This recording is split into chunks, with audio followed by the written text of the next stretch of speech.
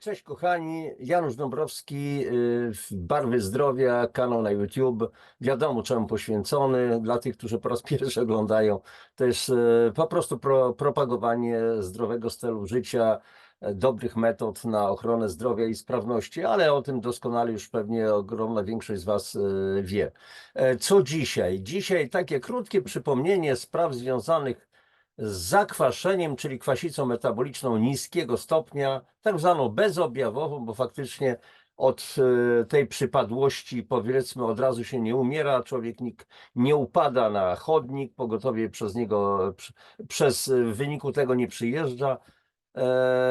Nie potrzebujemy pozornie pomocy, a procesy destrukcyjne w organizmie następują. Oczywiście termin zakwaszenie to jest tylko taki skrót myślowy.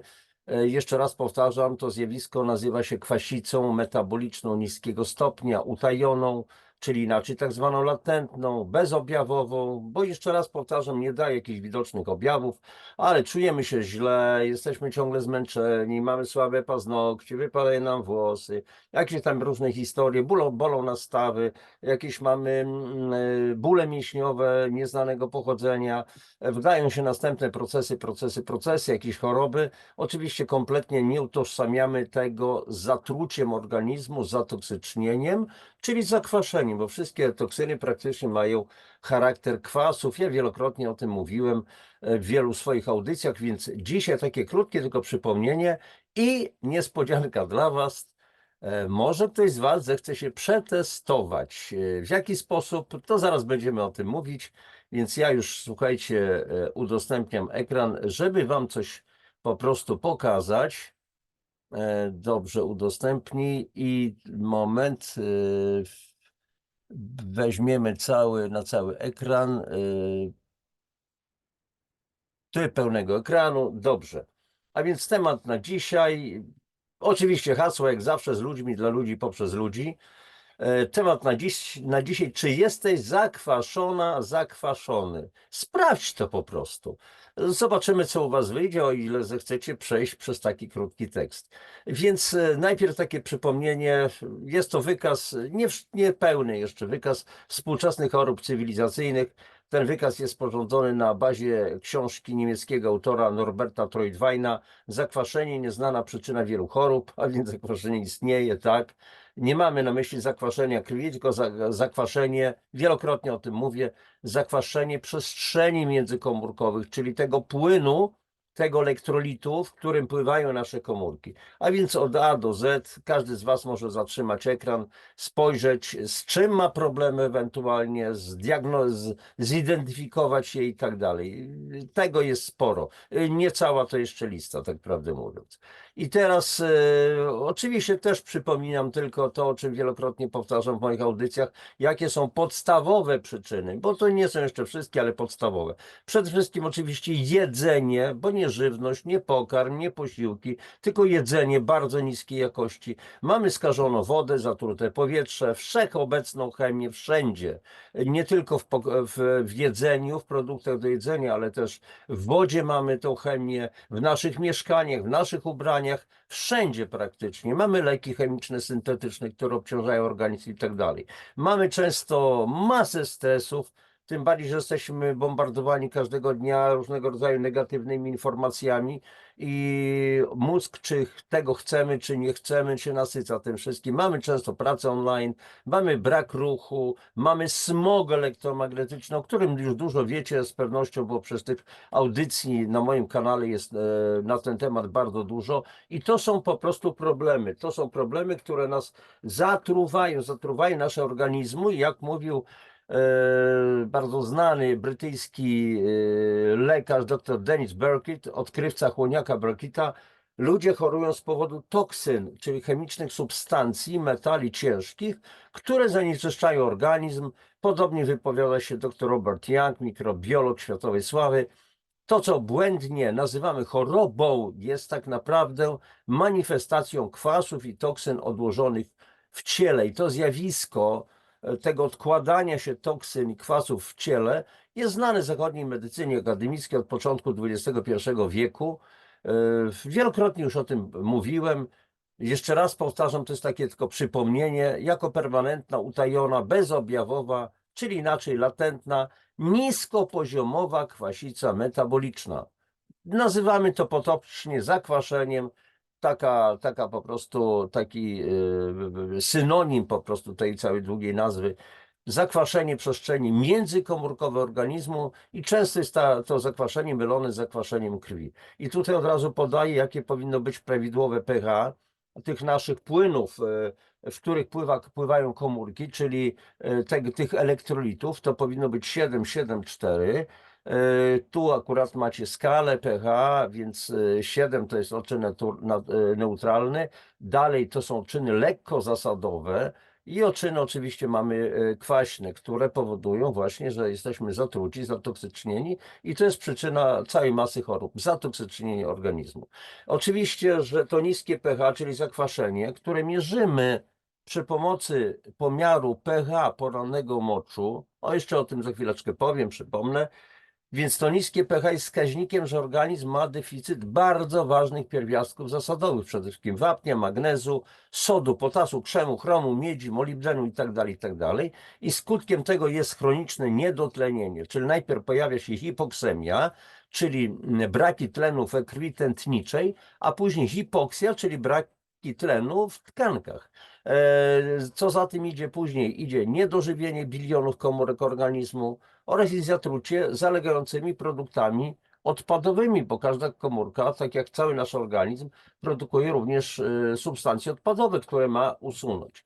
I to wszystko prowadzi do niedorozwoju i upośledzania wszelkich funkcji, najpierw komórek, później tkanek, później narządów, powstania różnorodnych, bardzo groźnych schorzeń oraz obniżenia mocy układu odpornościowego, immunologicznego. I to jest bardzo ważne w każdej chorobie, a zwłaszcza w chorobach nowotworowych, bo tutaj trzeba wspomnieć, że choroby nowotworowe to jest namnażanie się obcych, jakichś dziwnych komórek.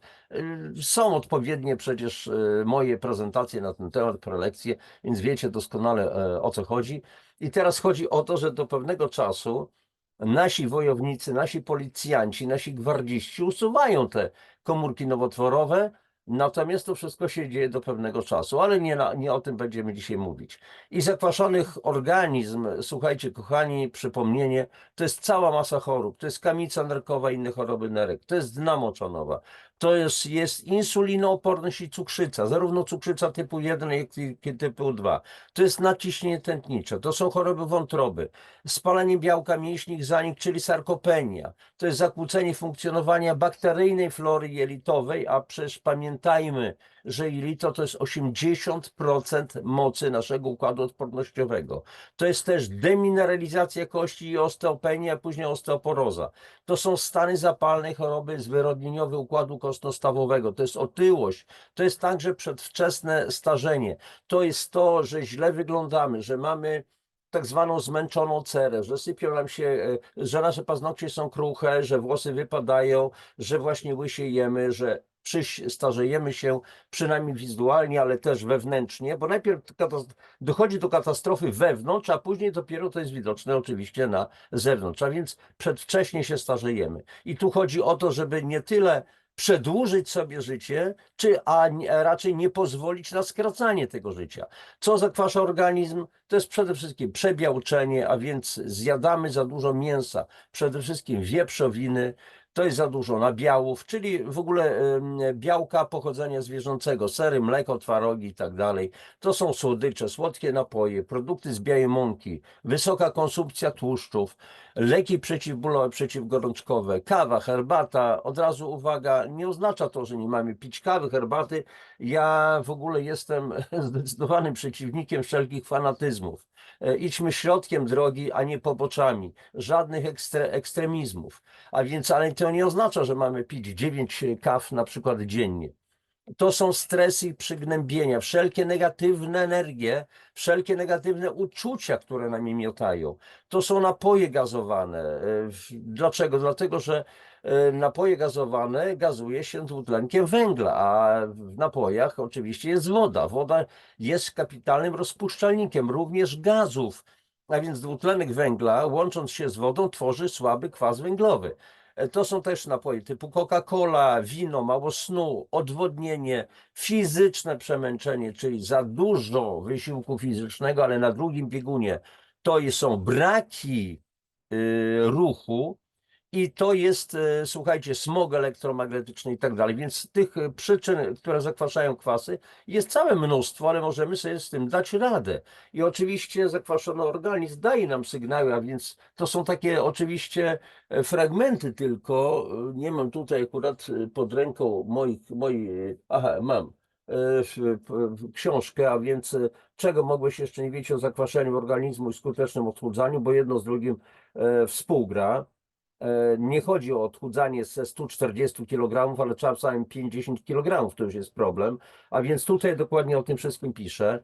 A więc gdy odczuwasz ciągłe zmęczenie, senność, brak energii, cierpisz na bóle kręgosłupa, bóle mięśniowe, o czym już mówiłem na początku audycji, często zdarza ci się chorować na grypę, łapać przeziębienia, masz problemy z cerą, szybko przybierasz na przykład na wadze, odczuwasz wahanie nastroju, często odczuwasz nudności, cierpisz często na bóle głowy, migreny i tak dalej, to już są sygnały, że organizm jest zatoksyczniony, czyli zakwaszony, i to wszystkie toksyny, te kwasy wywołują w organizmie permanentne stany zapalne. Tutaj podstawowym czynnikiem są dodatnie jony wodorowe, H+, które drażnią zakończenia nerwowe i my wówczas odczuwamy bóle, ale to się też wiąże z niedotlenieniem organizmu. Mało tlenu, dużo jonów wodorowych. Im więcej jonów wodorowych, tym silniej jesteśmy zakwaszeni. I te toksyny są, słuchajcie, magazynowane w tłuszczu wewnętrznym. Organizm, jednym ze sposobów walki z zakwaszeniem to jest ulokowanie tych toksyn w tłuszcz wewnętrzny, który jest rozwijany, a on powstaje, aby chronić organizm przed bezpośrednim wpływem tych toksyn. A więc tutaj macie, zobaczcie, czyste serce, już serce otłuszczone. Serce po pierwszym i ostatnim zawale, to podobno był 32-letni mężczyzna. Nie widać tutaj serca, to jest tylko tłuszcz. I tak wyglądają nasze jelitka, zarośnięte tym tłuszczem wewnętrznym, który nam utrudnia oddychanie, trudno się schylić do butów, żeby zawiązać, zapiąć buty i tak dalej. I ten tłuszcz wewnętrzny występuje często także u osób szczupłych, wywołując cały szereg chorób. I słuchajcie, nie jest możliwe pozbycie się nadmiaru tkanki tłuszczowej, nawet tej zewnętrznej, tych boczków, tych zwisów naszych, tych baleroników i tak dalej, ale zwłaszcza niebezpiecznego tłuszczu, tego wewnętrznego, bez odkwaszenia, czyli bez wyrównania odczynu pH. To jest konieczne. I teraz zakwaszenie, tutaj od razu trzeba powiedzieć, jest przyczyną tak zwanej nieprawidłowej kompozycji tkankowej ciała, czyli mamy za mało mięśni w stosunku do zgromadzonego tłuszczu, który jest takim rodzajem wysypiska śmieci. Jeżeli jest za mało mięśni, to nie ma czym spalać tego tłuszczu. Zachwiana jest po prostu proporcja. Mięśnie, tłuszcz, a więc tych mięśni jest za mało w stosunku do tłuszczu. A więc następują odchylenia wagi od normy. Mamy otyłość zewnętrzną i wewnętrzną i tak tutaj na marginesie tego całego odchudzania jest masa metod. Ktoś kiedyś policzył, że podobno 24 000 sposobów różnego rodzaju odchudzania jest, ale jest pytanie też, to dlaczego miliony, miliardy ludzi na świecie to są ludzie też otyli. I teraz popatrzcie, jeżeli mówimy o odchudzaniu, jeżeli mamy dużo toksyn w organizmie, oczywiście on jest ulokowany przede wszystkim w tłuszczu, to oczywiście woda, organizm zatrzymuje wodę, żeby rozcieńczać te toksyny, więc nabieramy wody, zwiększamy swoją masę, ale jednocześnie organizm buduje tkankę tłuszczową, komórki tłuszczowe, tak zwane adypocyty, które potrafią zwiększać kilkunastokrotnie swoją objętość i tam są lokowane toksyny. I co robimy? Albo robimy głodówkę, czyli organizm jest niedożywiony, komórki chcą jeść, albo idziemy na siłownię, usiłując zaćwiczyć nasz tłuszcz, zaćwiczyć nadwagę. Nie uda się tak.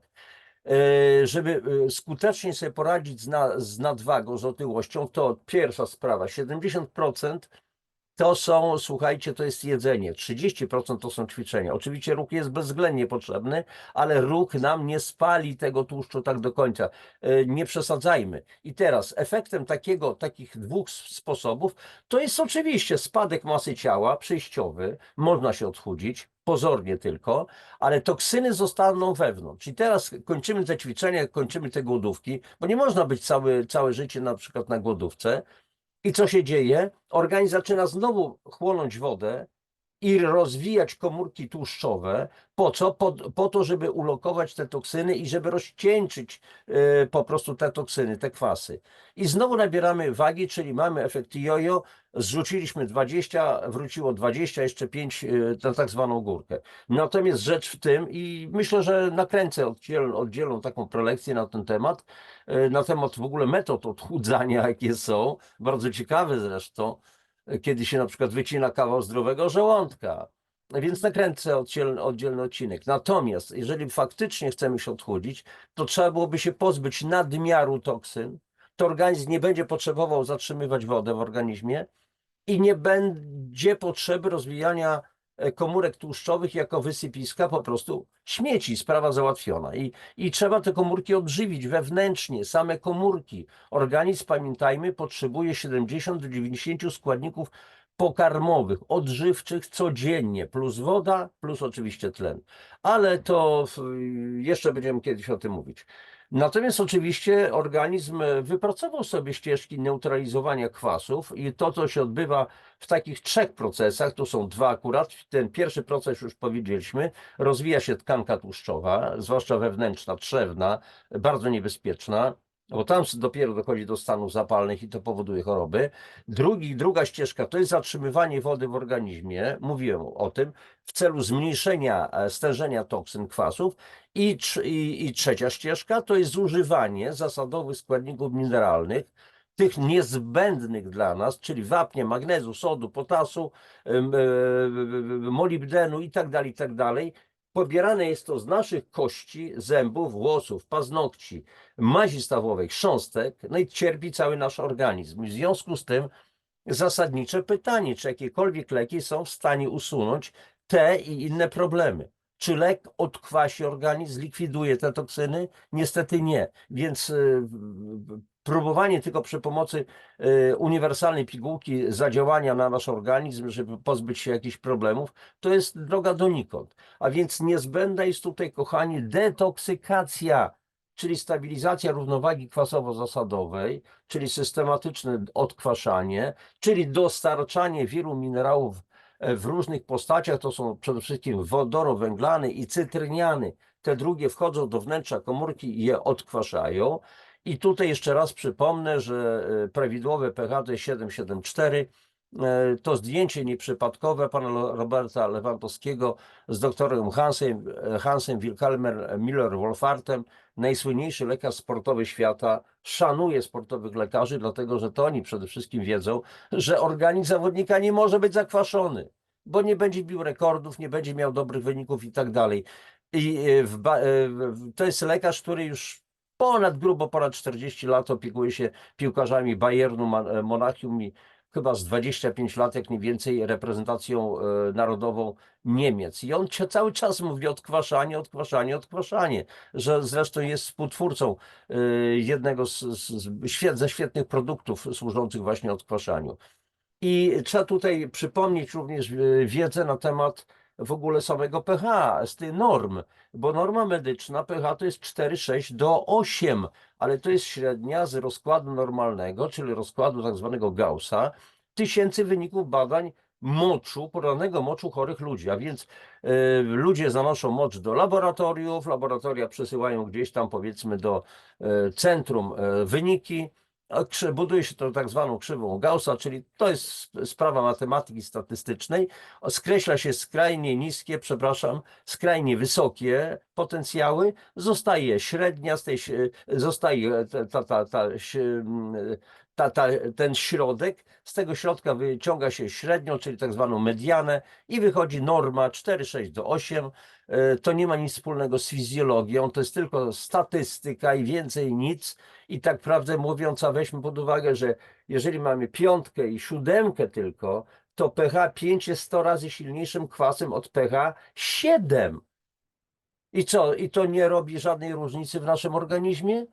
A więc jeżeli ta norma jest 4, 6, 8, to jest norma absolutnie fałszywa, dlatego że za normalne pH porannego moczu i to pH moczu pokazuje, w jakim stanie jest nasze interstycjum, czyli te przestrzenie międzykomórkowe, płyn, elektrolity w naszym organizmie, czy są bardzo kwaśne, bardzo brudne, bardzo zatoksycznione, czy też nie, to za normalne można uznać w granicach, mniej więcej to pH w granicach 6,5 do 8, czyli od lekko kwaśnego do lekko zasadowego. Natomiast generalnie taka norma, taka dla zdrowia to jest 7, 7,4, to o czym żeśmy mówili, a więc dlatego w programie odkwaszania dążymy do tego, żeby pH porannego moczu doprowadzić do poziomu 7, 7,4, czyli jak sami doskonale widzicie, nie postępujemy tutaj wbrew medycynie konwencjonalnej, nie wykraczamy kompletnie poza zakres normy, poruszamy się tylko w środkowych, a nie w dolnych granicach normy.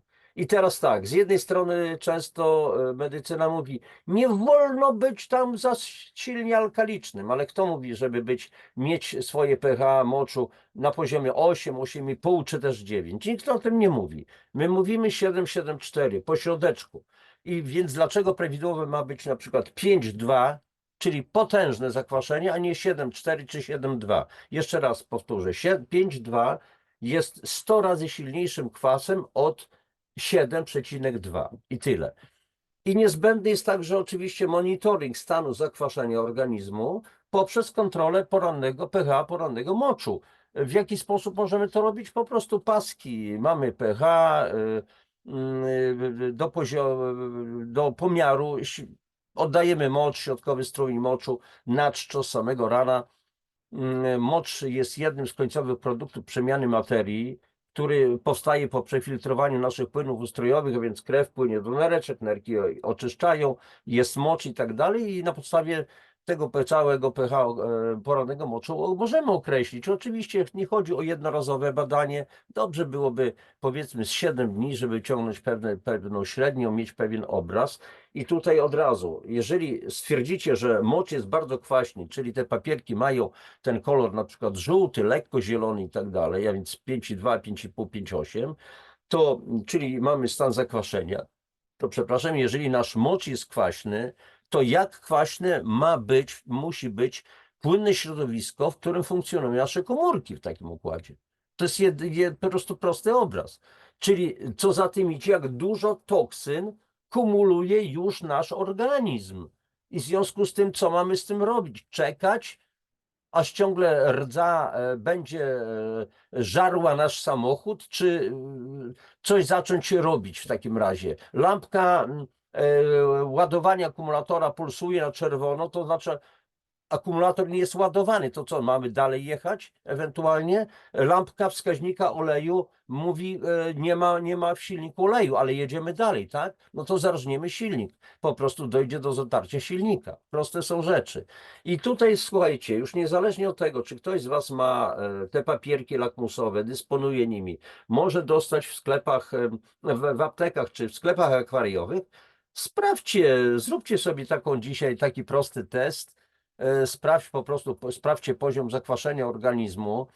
Będzie cały szereg pytań, 25 pytań, ale to szybciutko odczytacie, zatrzymacie, nawilży ekran i zróbcie sobie, podliczcie sobie. Więc jeżeli Twoja odpowiedź zdecydowanie brzmi tak, to po prostu otocz kółkiem czy myślowo napisz na kartce tę odpowiednią cyfrę. Tutaj jest to wszystko wyskalowane i podsumuj punkty. A więc przystępujemy do rzeczy. Pytanie numer 1. Czy cierpisz na brak energii, jesteś zmęczona, zmęczony, masz syndrom stałego zmęczenia? Maksymalnie 3 punkty. Czy często się, drugie pytanie, czy często się przeziębiasz, łatwo łapiesz infekcję lub chorujesz na grypę? Maksymalnie 3 punkty. Pytanie 3. Czy często masz zimne ręce i nogi? 3 punkty. 4. Czy cierpisz na choroby grzybicze, grzybicę paznokci, stóp, szlaku żołądkowo-jelitowego? Jeśli tak, zdecydowanie tak, to 5 punktów. Czy masz problemy z trawieniem, masz wzdęcia, kwaśne odbijania, zaparcia, zgagę? maksymalnie 3 punkty. Oczywiście można ująć 1, 2, 3 ewentualnie lub 0 ewentualnie. Po szóste, czy na Twoim języku pojawia się nalot lub delikatne pęknięcia? Więc tutaj macie 4 punkty. Siódme, czy masz próchnicę zębów, stany zapalne, dziąsę, bóle zębów, paradontozę? 4 punkty. Ósme, czy Twoje ciało nieprzyjemnie pachnie albo masz nieprzyjemny zapach z ust? 3 punkty. Dziewiąte, czy masz kłopoty ze spaniem, budzisz się rano niewyspany? 2 punkty. Dziesiąte, czy masz zaczerwienione albo pożółkłe białka oczu? 3 punkty. 11, czy często męczą Cię napięcia mięśni, masz skurcze, bolą Cię stawy albo mięśnie? 5 punktów. 12, czy swędzi Cię skóra i pojawiają się jej stany zapalne, wypryski, podrażnienia? Maksymalnie 3 punkty. Czy Twoje włosy są matowe, suche, z łupieżem? 3 punkty. 14. Czy masz kruche, mamliwe paznokcie? 3 punkty. Moment. 15. Czy masz stwardniałą, popękaną skórę, zwłaszcza na piętach czy łokciach? Maksymalnie 3 punkty. 16. Czy masz alergię i cierpisz na przykład na katar sienny? 4 punkty. 17. Czy często, czyli 4 do 5 razy w tygodniu pijesz napoje gazowane, czyli woda gazowana, Coca-Cola, Sprite, inne? 3 punkty. 18. Czy wypijasz codziennie więcej niż 3 filiżanki kawy czy czarnej herbaty? 4 punkty. 19. Czy przynajmniej 4 do 5 razy w tygodniu spożywasz mięso lub wędliny? 5 punktów. 20. Czy przynajmniej 4 do 5 razy w tygodniu pijesz mleko, zjadasz twaróg lub żółty ser? Maksymalnie 5 punktów. 21. Czy przynajmniej 4 do 5 razy w tygodniu zjadasz słodycze, pijesz słodkie napoje? 4 punkty. 22 pytanie. Czy zdarza Ci się czasem gwałtowne łaknienie na słodycze? 3 punkty. 23. Czy często 2 do 3 razy w tygodniu lub więcej męczą Cię migrenowe bóle głowy? 3 punkty. 24. Czy cierpisz na dnę moczanową, kamicę nerkową, czy kamienie woreczka żółciowego? 5 punktów. 25. Czy masz nadwagę lub otyłość? 5 punktów. To jest wszystko, a teraz podlicz te wszystkie punkty, jaki masz wynik. Interpretacja już za chwileczkę, więc na spokojnie warto wrócić, być może do tych kilku slajdów, jeszcze raz na spokojnie przemyśleć, żeby to nie było na łapu-capu, zastanówcie się. No i teraz ewentualnie interpretacja. Jeżeli ktoś uzyskał wynik od 0 do 10 punktów, chapeau bas, kochani, gratulacje serdeczne. To oznacza, że Twój organizm dobrze sobie radzi z kwasotwórczymi produktami spożywczymi, stresorami wszelkimi. Jednak w celu uniknięcia zaburzenia równowagi kwasowo-zasadowej zadbajcie o to, aby spożywać jednak około 80% produktów zasadotwórczych i maksymalnie 20% kwasotwórczych. Sprawdzajcie też od czasu do czasu pH porannego moczu, by po prostu zdrowie nie wymknęło się Wam spod kontroli.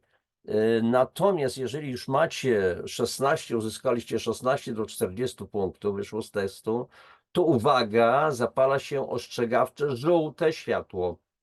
Dlaczego? Dlatego, że spożywane przez Ciebie, przez Was w przewadze kwasotwórcze produkty spożywcze, ale też niewłaściwe nawyki, no na styl życia po prostu, powodują zakwaszenie i zatrucie Twojego organizmu. Więc co trzeba zrobić? Po prostu, słuchajcie, zażywaj dotleniającego, odkwaszającego ruchu na świeżym powietrzu. Jedz więcej zdrowych, alkalicznych pokarmów. Najwyższy też czas zastosować aktywne odkwaszanie. Więc zapytajcie, jeżeli macie jakiegoś dobrego dietetyka w pobliżu, specjalisty, zapytajcie, jak to zrobić. Ja też służę oczywiście wiedzą, bo przecież program, który robię, kompleksowy program zdrowia, jest oparty przede wszystkim o odkwaszanie organizmu. Ale teraz do trzeciego wyniku, A więc jeżeli ktoś z Was uzyskał 41 do 91 punktów, to uwaga, to już jest czerwone światło, to jest alarm, jest bardzo niebezpiecznie. Po prostu twój organizm wykazuje objawy bardzo silnego zakwaszenia, prowadzącego do szeregu niebezpiecznych chorób, które określamy chorobami cywilizacyjnymi. Pokazywałem je na samym początku mojej prelekcji. A więc to będą choroby układu krążenia, cukrzyca, nowotwory, RCTS i tak dalej, i tak dalej. I jest potrzeba jak najszybszego skorzystania po prostu z profesjonalnej pomocy.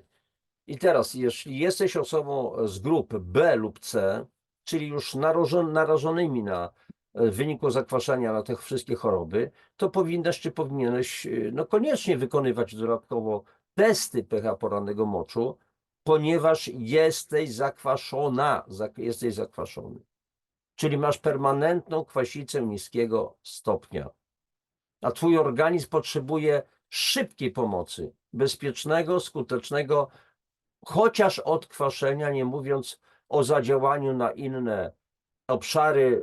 Chodzi o odbudowę mikroflory jelitowej, chodzi o oczyszczenie, wzmocnienie układu krążenia, o wyregulację poziomu cukru i krwi, cukru i insuliny we krwi i tak dalej. I konieczne jest po prostu przywrócenie równowagi kwasowo-zasadowej, lekko na rzecz czynnika alkalicznego, a więc nie chodzi o neutrum, neutralne, tylko to powinno być 7,2, 7,4 lekko.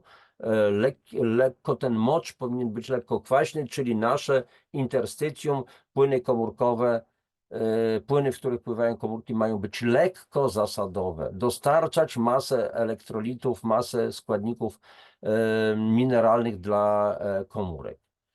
I ta równowaga kwasowo-zasadowa jest po prostu warunkiem prawidłowej przemiany materii, a to stanowi zaś podstawę i zdrowia, i sprawności, i urody. I jeśli chcesz w końcu w prosty sposób skutecznie i bezpiecznie pozbyć się trapiących cię dolegliwości, to po prostu nie ma innego wyjścia. Trzeba rozpocząć odkwaszanie. Kochani, już znacie mnie pod tym względem, ja nie owijam w bawełnę, to znaczy nie używam mocnego jakiegoś języka. Czasami wchodzę na wysokie poziomy emocji, to fakt, ale po prostu jest coś za coś. No way, nie ma wyjścia. To znaczy jest wyjście, nic nie robić, no i dalej tkwić w tym i sprawa załatwiona, więc każda decyzja ma być uszanowana. Więc tutaj moim zdaniem jest niezbędna, samodzielna, codzienna, systematyczna, przede wszystkim kontrola stanu zakwaszenia organizmu, czyli siusianie na papierki lakmusowe, sprawdzanie tego oraz zastosowanie naturalnych preparatów odkwaszających organizm i wzbogacających go w kompleks niezbędnych substancji, ponieważ zdrowie, sprawność i uroda to mają odczyn zasadowy. Wielokrotnie o tym powtarzam. A więc na tym to rzecz po prostu polega. Do tego celu służy propagowany przeze mnie ten kompleksowy program zdrowia, zresztą opracowany przez czeskich lekarzy, którzy wiedzą doskonale, co trzeba z organizmem zrobić. Jest to wyjątkowo skuteczna i sprawdzona metoda wspomagania i rewitalizacji organizmu, więc tutaj mówię otwarcie, zapraszam do współdziałania. I wszystkich tych, którzy są poważnie zainteresowani poprawą zdrowia swojego i bliskich, i terapeutów różnych specjalności. Jeżeli ktoś będzie chciał, będzie tym zainteresowany, będzie chciał zadać jakieś pytanie, uzyskać jakieś informacje, w miarę możliwości oczywiście postaram się odpowiedzieć, to proszę pisać. Książki Janusz Dąbrowski @gmail.com. Oczywiście tylko bez polskich czcionek i sprawa załatwiona. I to będzie na dzisiaj wszystko, kochani. A więc macie szansę sprawdzenia się, ci, którzy chcą oczywiście, bez przerażania się, rzecz jasna. Poczytajcie sobie. Myślę, że te pytania też stanowią pewną wiedzę o tym, co nam po prostu szkodzi. To wszystko. Do następnego zobaczenia. Wszystkiego najlepszego. Popadki. Cześć. Co tam jeszcze? A, wstrzymaj. Dobrze. Wstrzymujemy nagranie. Pa.